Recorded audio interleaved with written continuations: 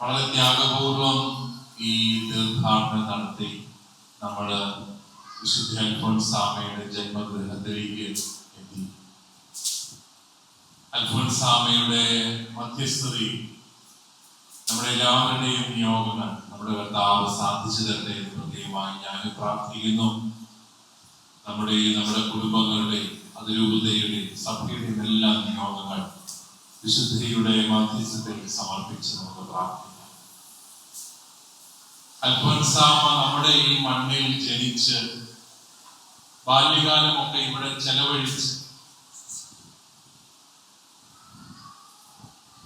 നമ്മളിൽ ഒരുവളായി ജീവിച്ച് വിശുദ്ധയായ വ്യക്തിയാണ്.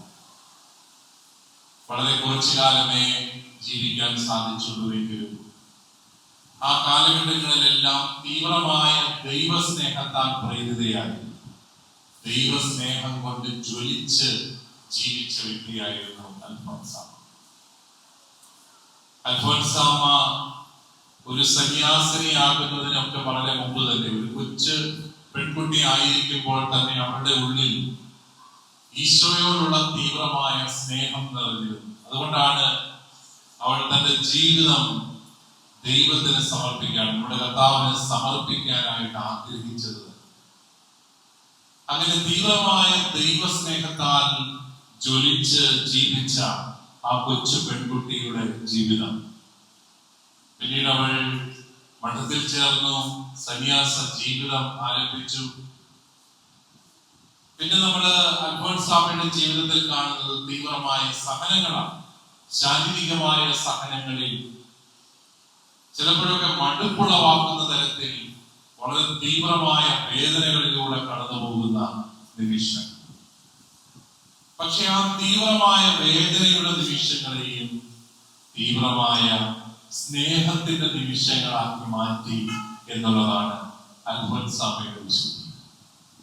സഹനങ്ങൾ പല രീതിയിൽ നമുക്കുണ്ട്. അൽഫോൻസാമ സഹിച്ചു എന്നുള്ളതിനേക്കാളും ആ സഹനങ്ങളിൽ ദൈവത്തിന്റെ മുഖം ദർശിക്കാൻ അൽഫോൻസാമയ്ക്ക് സാധിച്ചു എന്നുള്ളതാണ് അമ്മയുടെ വിശുദ്ധി എന്ന് പറയുന്നത്. അതോടൊപ്പം താൻ ജീവിക്കുന്ന ഓരോ നിമിഷവും ദൈവത്തിന് വേണ്ടി ജീവിക്കണമെന്ന തീവ്രമായ ഒരു അഭിലാഷം ഉണ്ടായിരുന്നു. ഇതെല്ലാമാണ് നമ്മളെയും ജീവിതം ദൈവത്തിന് സമർപ്പിക്കാനായിട്ട് പ്രേരിപ്പിക്കുന്നത്.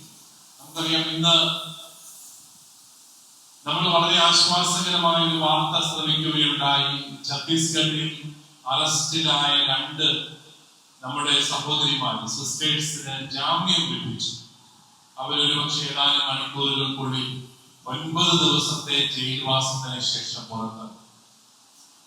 അത് ആശ്വാസകരമായിരിക്കുമ്പോഴും അവർ അറസ്റ്റിലാകാനായിട്ടിടയായ സാഹചര്യങ്ങൾ നമ്മളെ ഇപ്പോഴും ഭയപ്പെടുത്തുന്നത് തന്നെയാണ്. കാരണം തങ്ങളുടെ സ്ഥാപനത്തിൽ ജോലിക്ക് വന്ന 3 ചെറുപ്പക്കാരെ സ്വീകരിക്കാനായിട്ട് റെയിൽവേ സ്റ്റേഷനിൽ വന്നു എന്നുള്ളതായിരുന്നു അവരുടെ മേലുള്ള കുറ്റം. അത്രേ അവർ ചെയ്തിട്ടുള്ളൂ. പക്ഷെ അവരുടെ മേൽ ചുമത്തപ്പെട്ട വലിയ കുറ്റങ്ങൾ എന്തൊക്കെയാണ്? മനുഷ്യക്കടത്ത്, മതപരിവർത്തനം. കാരണം അവര് 2 പേരും സന്യാസ അവസ്ഥയിലായിരുന്നു. അതുകൊണ്ട് പെട്ടെന്ന് ആൾക്കൂട്ടം ഓടിക്കൂടുന്നു, അവരെ വിചാരണ ചെയ്യുന്നു, പോലീസിനെ നിർബന്ധിച്ച് അവരുടെ മേൽ ഈ കുറ്റങ്ങളെല്ലാം ചുമത്തുന്നു. അങ്ങനെ അവര് ജയിലിലാവുകയാണ്. നമുക്കറിയാം, നിർബന്ധിത മതപരിവർത്തനം പോലെ ഇത്രയും വലിയൊരു മണ്ടത്തരം വേറെ നമുക്ക് പറയാനായി. ആരെങ്കിലും നിർബന്ധിച്ച് മതപരിവർത്തനം നടത്താനായിട്ട് സാധിക്കും. കാരണം മതം എന്ന് പറയുന്നത് എപ്പോഴും ഞാനും എന്റെ ദൈവവും തമ്മിലുള്ള ബന്ധമാണ്. ഞാൻ നിങ്ങളുടെ മുമ്പിൽ ഒരു മതത്തിൽ വിശ്വസിക്കുന്നുവെന്ന് ഏറ്റു പറഞ്ഞാലും എന്റെ ഉള്ളിൽ ഞാനത് ജീവിക്കുന്നില്ലെങ്കിൽ ആ പറച്ചിലിന് ഒരു അർത്ഥവുമില്ല എന്നുള്ളതാണ്. ആരെയും നിർബന്ധിച്ച് നമുക്ക് മതപരിവർത്തനം ഒന്നും നടത്താനായിട്ട് സാധിക്കും. ആ സാഹചര്യത്തിലാണ് മതപരിവർത്തന നിരോധന നിയമം നമ്മുടെ ചില സംസ്ഥാനങ്ങൾ പാസാക്കിയിരിക്കുന്നത്. അതിന്റെ പേരിൽ ന്യൂനപക്ഷങ്ങളെ തെരഞ്ഞുപിടിച്ച് ആക്രമിക്കുന്നതുമല്ല. വിദേശ രാജ്യങ്ങളിലൊന്നും മതപരിവർത്തനത്തിന് പരിധികളില്ല. കാരണം അവരൊക്കെ മനുഷ്യന്റെ വ്യക്തി സ്വാതന്ത്ര്യത്തിന് ഏറെ പ്രാധാന്യം കൊടുക്കുന്ന രാജ്യങ്ങളാണ്. പ്രത്യേകിച്ച് യൂറോപ്യൻ രാജ്യങ്ങളിൽ ആർക്കും ഏത് മതത്തിലും വിശ്വസിക്കാം. ക്രൈസ്തവ രാജ്യങ്ങൾ എന്ന് പറയുന്ന രാജ്യങ്ങളൊന്നും കൃത്യമായ അർത്ഥത്തിൽ ക്രൈസ്തവ രാജ്യങ്ങളല്ല. അവയൊക്കെ ക്രൈസ്തവ രാജ്യങ്ങളായിരുന്നിരിക്കാം ഒരു കാലത്ത്. പക്ഷേ കാലം മാറിയപ്പോൾ, മനുഷ്യന്റെ അറിവിന്റെ തലങ്ങൾ വിശാലമായപ്പോൾ, മനുഷ്യന്റെ സ്വാതന്ത്ര്യത്തിന് വലിയ പ്രാധാന്യം കൊടുക്കുന്ന രാജ്യങ്ങളാണ് ആ രാജ്യങ്ങൾ. അവിടെ ഏത് മതത്തിലുള്ളവർക്കും അവരുടെ ആരാധനാലയങ്ങൾ പണിയാം. ചിലപ്പോൾ ഗവൺമെന്റ് തന്നെ അതിന് സൗകര്യങ്ങൾ ചെയ്തു കൊടുക്കുകയാണ്. ആർക്കും ഏത് മതത്തിലും വിശ്വസിക്കാം. വലിയ സ്വാതന്ത്ര്യം അവർക്ക് നൽകുന്ന ഒരു സംസ്കാരം രൂപീകരിക്കാനായിട്ട് അവർക്ക് സാധിക്കുന്നു. അതിന്റെ പിന്നിൽ ഒരു ക്രൈസ്തവ സംസ്കാരമുണ്ട്. ഈ ക്രൈസ്തവ സംസ്കാരം എന്ന് പറയുന്നത് ആരെയും ഒന്നിനും അടിച്ചേൽപ്പിക്കുന്ന ഒരു സംസ്കാരമല്ല, മറിച്ച് വലിയ സ്വാതന്ത്ര്യത്തിലേക്ക് നമ്മെ നയിക്കുന്ന സംസ്കാരം. ഇന്ത്യയിലെ സംസ്ഥാനങ്ങളിൽ ഏറ്റവും കൂടുതൽ സ്വാതന്ത്ര്യം മനുഷ്യൻ അനുഭവിക്കുന്നത് കേരളത്തിലാണെന്ന് പറയുമ്പോൾ, കേരളത്തിലാണ് ഇന്ത്യയിലെ ഏറ്റവും വലിയ ക്രൈസ്തവ സാന്നിധ്യമെന്നുകൂടി നമ്മൾ കൂട്ടിവായിക്കും. മനുഷ്യന്റെ സ്വാതന്ത്ര്യത്തിന് വില കൊടുക്കുന്ന രാജ്യങ്ങളൊന്നും മതപരിവർത്തനത്തിനോ ഒന്നും വലിയ പ്രാധാന്യം പോലും കൊടുക്കാത്ത സാഹചര്യത്തിൽ നമ്മുടെ രാജ്യത്ത് ചില സംസ്ഥാനങ്ങൾ ഇപ്രകാരം നിയമങ്ങൾ പാസാക്കി. അതിലൂടെ വിദ്യാലയങ്ങൾ നടത്തുന്ന നമ്മുടെ വൈദികരെയും സന്യസ്തരെയും, സാമൂഹ്യ പ്രവർത്തനങ്ങൾ നടത്തുന്ന നമ്മുടെ വൈദികരെയും സന്യസ്തരെയും എല്ലാം ജയിലിൽ അടയ്ക്കുകയും പീഡിപ്പിക്കുകയും ഒക്കെ ചെയ്യുന്ന വളരെ കിരാതമായ ഒരു സാഹചര്യം. പക്ഷെ അതുകൊണ്ടൊന്നും യഥാർത്ഥ മിഷനറിയുടെ തീഷ്ണത അവസാനിക്കുന്നില്ല എന്നുള്ളതാണ് വാസ്തവം. നമ്മളാരെയും നിർബന്ധിക്കുകയല്ല, പക്ഷെ നമ്മളെല്ലാവരോടും സദ്വാർത്ത പ്രഘോഷിക്കുകയാണ്. സുവിശേഷം എന്ന് പറയുന്നത് നല്ല വാർത്തയാണ്. അതെല്ലാവരോടും പറയാൻ വിളിക്കപ്പെട്ടവരാണ് നമ്മളെല്ലാവരും.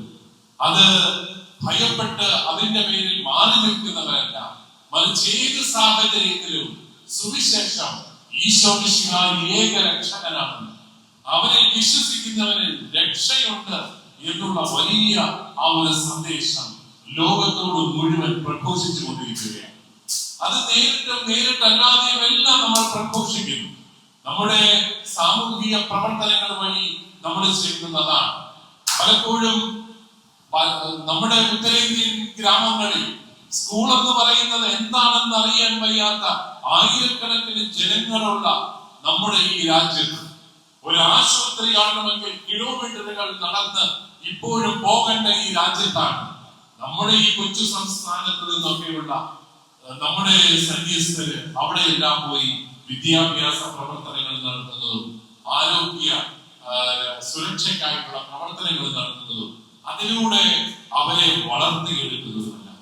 അതിലൂടെ മാത്രം വളർന്ന അനേകം വ്യക്തികളുണ്ട്, അനേകം ഗ്രാമങ്ങളുണ്ട്.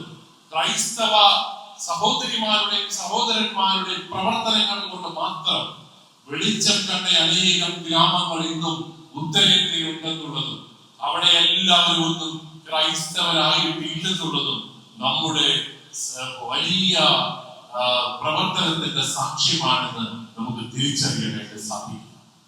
നമ്മൾ മതപരിവർത്തനം നടത്തുന്നവരായിരുന്നുവെങ്കിൽ അത് പണ്ടേ നടന്നേനെ എന്നുള്ളതാണ് വാസ്തവം. 2 നൂറ്റാണ്ടോളം ബ്രിട്ടീഷുകാരുടെ അധീനതയിലായിരുന്ന ഈ രാജ്യത്ത് അന്ന് നടക്കാത്ത എന്ത് മതപരിവർത്തനമാണ് ഇന്ന് നടക്കുന്നത്. 2.7% ഉണ്ടായിരുന്ന നമ്മൾ 2.3% കുറഞ്ഞിട്ടും നമ്മളിപ്പോഴും മതപരിവർത്തനം നടത്തുന്നു എന്ന് പറഞ്ഞ് നമ്മളെ ആക്ഷേപിക്കുമ്പോൾ അതിന്റെ പേരിൽ ഈ ഒരു സമൂഹത്തെ ഭയപ്പെടുത്താമെന്ന വ്യാമോഹം മാത്രമേ ആ ശക്തികൾക്കുള്ളൂ എന്നുള്ളതാണ് വാസ്തവം. അവിടെ നമുക്ക് ധീരതയോടുകൂടി സാക്ഷ്യം കൊടുക്കാൻ സാധിക്കണം. നമ്മൾ ആരെയും ആക്രമിക്കുന്നവരും ആരെയും നിർബന്ധിക്കുന്നവരും ഒന്നുമല്ല. യഥാർത്ഥ സത്യം, ആ സത്യവിശ്വാസം, സ്നേഹത്തിന്റെ സുവിശേഷം നമ്മുടെ ജീവിതത്തിലൂടെയും പ്രവർത്തനങ്ങളിലൂടെയും അനേകരിലേക്ക് പകർന്നു കൊടുക്കുന്നവരാണ്. ഇന്നും ക്ഷയരോഗികളുടെ അനേകം സംസ്ഥാനങ്ങൾ ഇന്ത്യയിലുണ്ട്. എയ്ഡ്സ് രോഗികളുടെ എണ്ണം ക്രമാതീതമാകുന്ന പലയിടങ്ങളുമുണ്ട്. നിങ്ങൾക്ക് ക്രൈസ്തവ സന്യാസിനിമാരെ കാണണമെങ്കിൽ അവിടേക്ക് ചെന്ന് അന്വേഷിച്ചാൽ മതി. അവിടെ അവർ കാണും. ഒരുപക്ഷെ സുഭിക്ഷതയുടെ ഇടങ്ങളിൽ അവരെ കാണാനായിട്ട് ബുദ്ധിമുട്ടായിരിക്കും. ഇപ്രകാരം മനുഷ്യനെ പരിചരിക്കാൻ ആളില്ലാത്ത ഇടങ്ങളിൽ, ഏറെ ക്ലേശിക്കുന്ന ഗ്രാമങ്ങളിൽ നമ്മുടെ സന്യസ്തര് അവരുടെ ജീവിതം സമർപ്പിക്കുന്നത് കാണുവാനായിട്ട് സാധിക്കും. അതാണ് ക്രൈസ്തവ സാക്ഷ്യത്തിന്റെ നന്മ എന്ന് പറയുന്നത്. ഇപ്രകാരമുള്ള സംഭവങ്ങൾ ഉണ്ടാകുമ്പോൾ അത് നമ്മളെ ഭയപ്പെടുത്തുകയല്ല, മറിച്ച് ക്രൈസ്തവ വിശ്വാസത്തിന്റെ മനോഹാരിതയെ കുറിച്ച് ചിന്തിക്കാനുള്ള ഒരു അവസരമായി മാറ്റുകയാണ്. ഇത്രമാത്രം എതിർപ്പുകളും ഇത്രമാത്രം ഭീഷണികളും ഒക്കെ ഉണ്ടായിട്ടും ഇന്നും നമ്മുടെ ചെറുപ്പക്കാർ ഈശോ മിശിഹായെ പ്രഘോഷിക്കാൻ അവരുടെ ജീവിതം സമർപ്പിക്കുന്നുണ്ടെങ്കിൽ പ്രഘോഷിക്കാതിരിക്കാനാവാത്ത വിധം അത്ര സുന്ദരമാണ്, അത്ര സത്യമാണ് നമ്മുടെ സുവിശേഷം എന്നുള്ള വലിയ ഒരു ബോധ്യം നമ്മുടെ എല്ലാവരുടെയും ഹൃദയങ്ങളിൽ ഉണ്ടാവണം.